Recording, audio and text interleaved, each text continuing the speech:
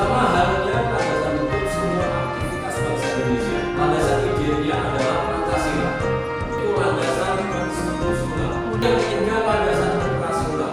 Kita melanjutkan pembahasan tentang landasan hukum bela negara.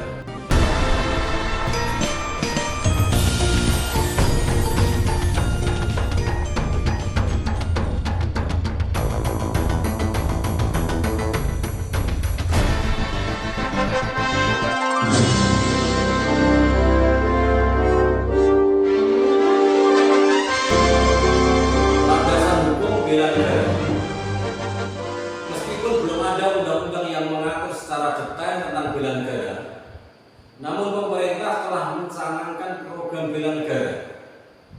Untuk mengetahui landasan hukum bela negara yang sudah ada dan berlaku saat ini adalah sebagai berikut. Yang pertama, landasan ideal. Sama halnya landasan hukum semua aktivitas bangsa Indonesia. Landasan idealnya adalah Pancasila. Artinya, semua kegiatan yang berlangsung harus sesuai dengan Pancasila sebagai dasar dan ideologi nasional. Landasan ideal bela negara terdapat dalam 5 sila Pancasila, yaitu yang pertama, sila ketuhanan yang Maha Esa. Artinya, bangsa Indonesia meyakini bahwa kemerdekaan dan kedaulatan setiap individu atau setiap bangsa adalah hak asasi manusia yang diberikan oleh Tuhan Yang Maha Esa. Selanjutnya yang kedua, sila kemanusiaan yang adil dan beradab, menunjukkan bahwa bela negara wajib hukumnya bagi setiap warga negara terkait dengan kemanusiaan dan keadilan.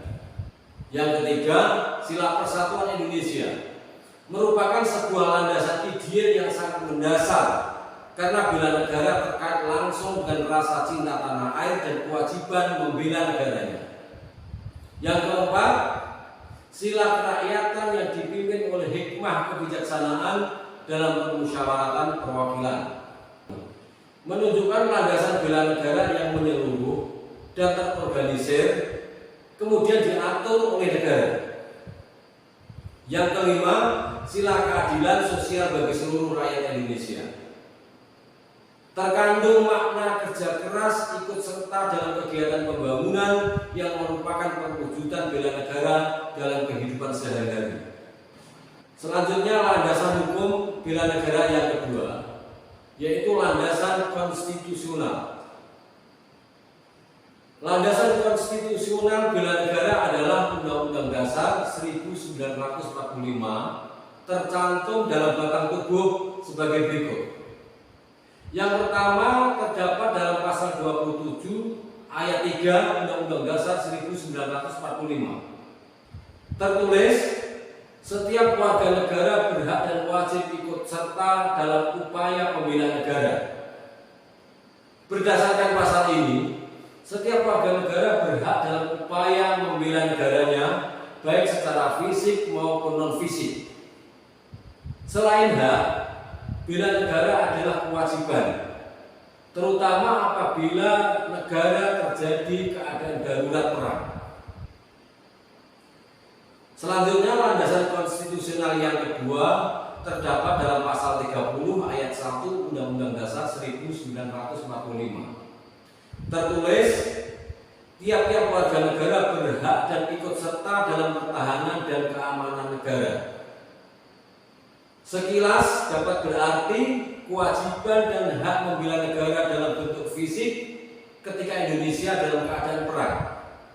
Namun dapat juga diartikan sebagai kewajiban untuk menjaga ketertiban dan pertahanan negara sebagai implementasi sila-sila Pancasila dalam kehidupan sehari-hari. Landasan konstitusional yang ketiga terdapat pada pasal 30 ayat 2 Undang-Undang Dasar 1945. Usaha pertahanan dan keamanan negara dilaksanakan melalui sistem pertahanan dan keamanan rakyat semesta oleh Tentara Nasional Indonesia dan Kepolisian Republik Indonesia sebagai kekuatan utama dan rakyat sebagai kekuatan pendukung. Dengan demikian, pasal ini keamanan dan perlindungan perlindungan negara, termasuk di dalamnya perlindungan terhadap segenap rakyat Indonesia, dilakukan oleh Tentara Nasional Indonesia dan Kepolisian Republik Indonesia dengan didukung oleh rakyat. Tentara Nasional Indonesia dan Kepolisian Republik Indonesia dalam tugasnya mengatasi semua ancaman terhadap negara kesatuan Republik Indonesia, baik dari luar maupun dari dalam, ikut membantu korban bencana alam, mengatasi kriminalitas, dan sebagainya. Rakyat sebagai pendukung diharapkan ikut berpartisipasi dalam menjaga pertahanan dan keamanan dengan berlaku sesuai aturan, tidak melakukan tindakan kriminal, dan tetap menjaga keutuhan negara Indonesia yang Bhinneka Tunggal Ika. Selanjutnya yang ketiga, landasan operasional.